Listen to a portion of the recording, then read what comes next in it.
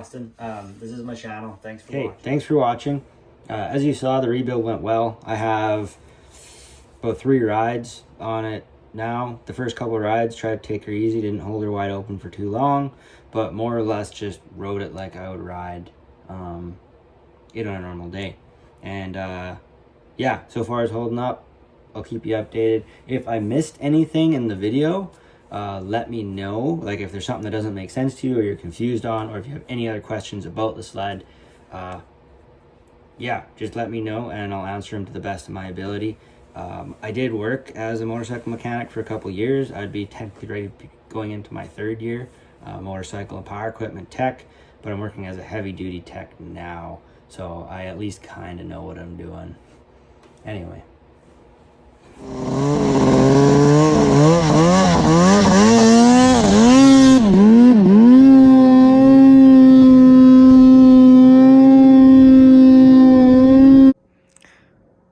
So I'm doing a top end on a 2011 Arctic Cat M8 with a turbo kit as preventative maintenance. It didn't blow up. It wasn't really doing anything weird. I just had 1,000K at 6 pounds of boost. So I figured it was time to just check on it. And I'm throwing a set of pistons in. And what I'm doing is Pro X pistons, cast, not forged. I did quite a bit of reading, and you don't want to run forged in a sled.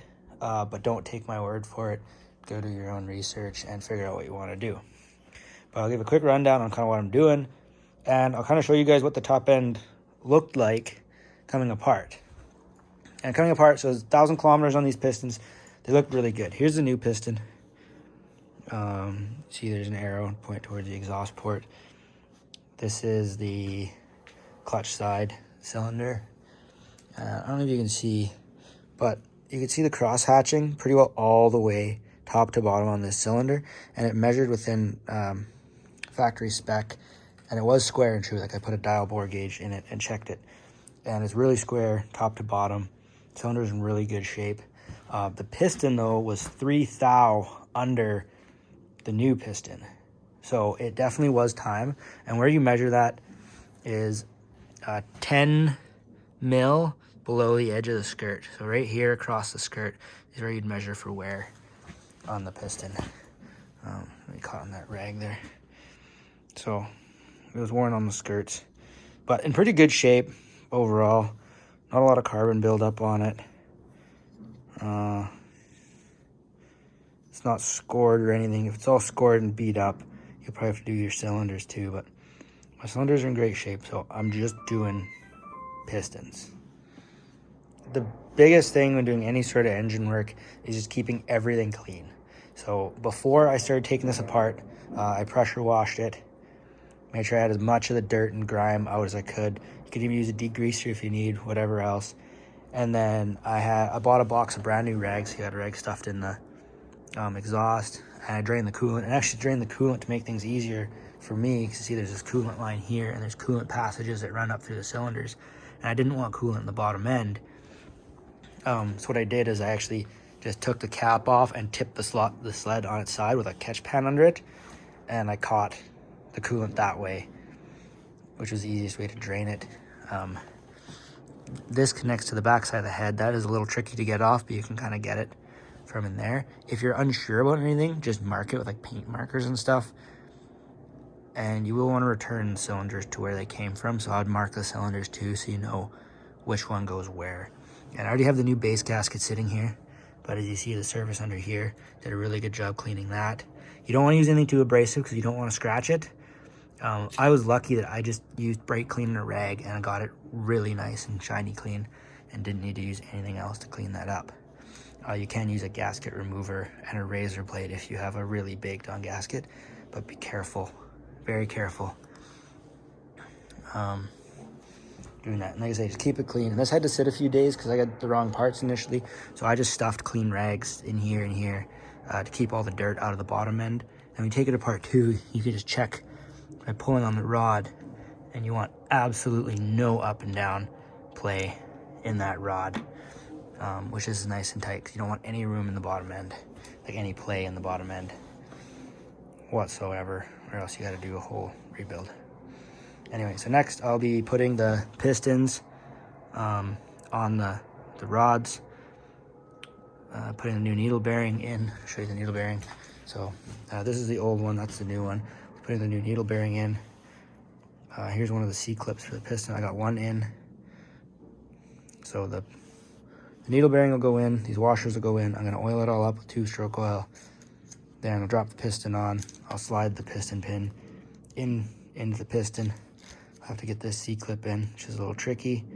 And then I'll do the other piston, and then after the pistons are in, I'll slide the cylinders on. But next I'll show you what it looks like once the piston is in on the rod.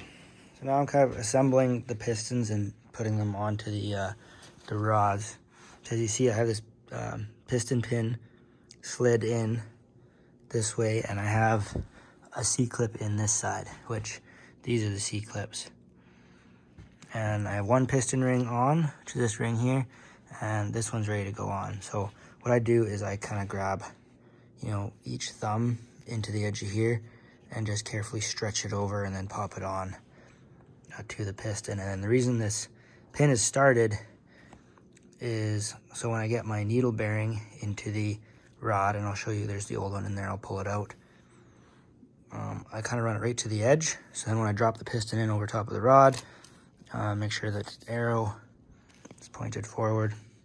I can just slide that pin in, and then I put the C-clip in after. So this one's already in there and assembled. C-clips are on both sides, the rings are on, arrow's pointing forward, all covered in oil, and I poured some oil down, like 2-stroke oil, whatever you're gonna run for mix, on that rod bearing too, just so everything's oiled up on the initial start, because you don't want anything dry. So now this still has the old washers and needle bearing in it, so I'll pull these thrust washers out. So there's one. I want to set that somewhere random. Sorry, it's hard to kind of, I should have an assistant or something doing this all by myself. So these are the thrust washers, which are pretty obvious which way they go, right? The groove faces in. And then this is the old needle bearing, and it just slides out.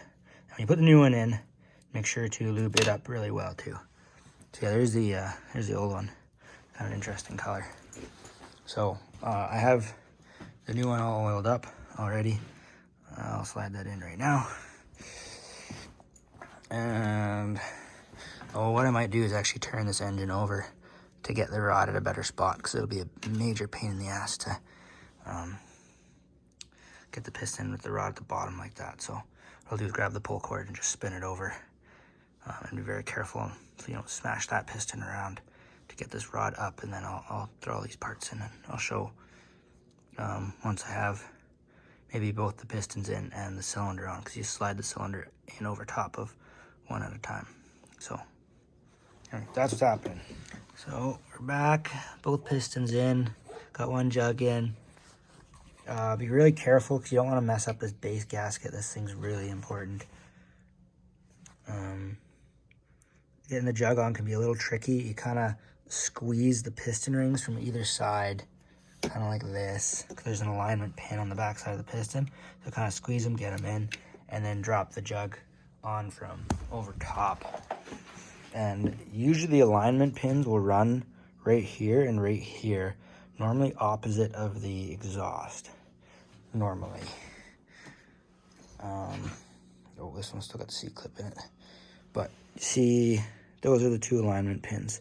So those two pins need to ride kind of right like that, right? Because you don't want to get this ring caught on a port. So if the piston's not in the right way, you'll have problems real fast. And then, like I was saying, so this is the old piston, obviously. But if the rings are both on alignment pins, you can kind of squeeze the rings from either side like that. And then it'll drop, like we'll drop the jug on. It's almost impossible to do with one hand, but yeah, you get the idea. And it's tapered, and then jug will drop on over top. And then I believe the torque spec for the cylinder is 18 and then 38. So with these, start just snug them, and then go around again after and tighten them up after both of the cylinders are on, because you want an even squish on that. Because if this gasket here leaks, you'll end up with an air leak, so it'll lean out, and you'll burn your machine down pretty quick. So factory spec for these cylinder bolts on this Arctic Cat are to go 15 foot-pounds and then 38 foot-pounds, which this little beam style torque wrench I have, it's in inch-pounds, but you can convert foot-pounds to inch-pounds just by timesing by 12. So 38 foot-pounds is approximately 450 inch-pounds, which is my final torque. And then the initial's 15. So what I was doing is going up to 200 first. So, and then do kind of a crisscross pattern at 200. And then I'll go up to 400 now on each, and I'll do them individually so everything gets tightened nice and even and flat. So I'll mention this quick too. See, there's these 2 O-rings on top of your cylinders.